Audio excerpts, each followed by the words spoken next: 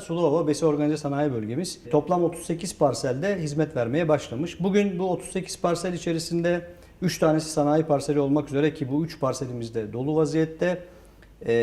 Toplamda sadece 2 tane boş parselimiz var. 12 tane parselimiz inşaat halinde fakat geri kalan tamamında üretim devam ediyor.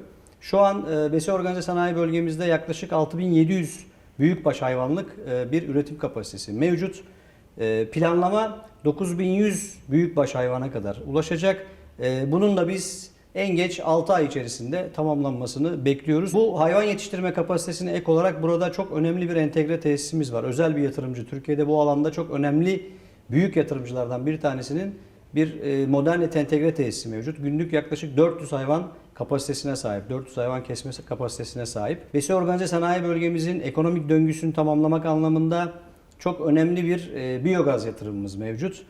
Bu biyogaz yatırımı Türkiye'de tek noktada kurulu en yüksek kapasiteye sahip. Yaklaşık 6,36 megawattlık kapasitesiyle eşi benzeri olmayan bir biyogaz tesisimiz var. Yine bu biyogaz tesisimizle bağlantılı olarak ilave olarak bir gübre fabrikası mevcut. Yani atıkların biyogaz tesisinde elektrik üretimi için kullanılmasının ardından aynı zamanda gübre üretimi için değerlendirilmesini sağlayan Sulova Besi Organize Sanayi Bölgesi'nden bahsederken tamamına yakın parselleri dolu olan, neredeyse %75 kapasiteyle çalışan ve 6 ay içerisinde kapasitesini %90'ların üzerine çıkaracak olan bu hayvan kapasitesinde bu hayvanlar burada besi yapılıp yetiştirilirken aynı zamanda bunların işlenebileceği çok modern, dünya standartlarında bir entegre üretim tesisine, kesimhaneye sahip olan, aynı zamanda atık yönetimi anlamında çok ciddi kapasiteye sahip bir biyogaz elektrik üretim tesisine sahip olan, bununla bağlantılı olarak bu atıkların değerlendirilip gübreye dönüştürülebildiği bir besi faaliyeti içerisinde olabilecek ekonomik döngünün neredeyse tamamını aynı tesis içerisinde gerçekleştiren gerçekten entegre büyük bir organize sanayi bölgesinden bahsediyoruz. Böyle entegre bir tesiste, her türlü fonksiyonun düşünüldüğü bir tesiste insanlarımızın çok yoğun talepleri var. Bu talepler doğrultusunda ayrıca bir hayvan sağlığı merkezi de gerçekleştirdik Kalkınma Ajansımızın desteğiyle. Ayrıca yine yatırımcılarımızın sağladığı destekle de bir hayvan pazarı da gerçekleştirerek büyükbaş hayvancılıkla ilgili aklınıza gelen tüm fonksiyonların icra edilebildiği, her türlü işleve donanıma sahip gerçekten dört dörtlük bir besi organize sanayi bölgesine sahibiz. Sulova'da yaklaşık 50 bin büyükbaş hayvan var. Bunların atıkları zamanla sıkıntı olmaya başlamış. Buradan Tersakan çayımız var, Yeşilırmak'a kavuşan. Bu atıkları Tersakan'a atma durumu var vatandaşlarımızın.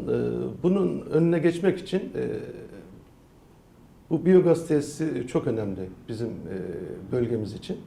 Hem Yeşilırmak'ın daha temiz olabilmesi için.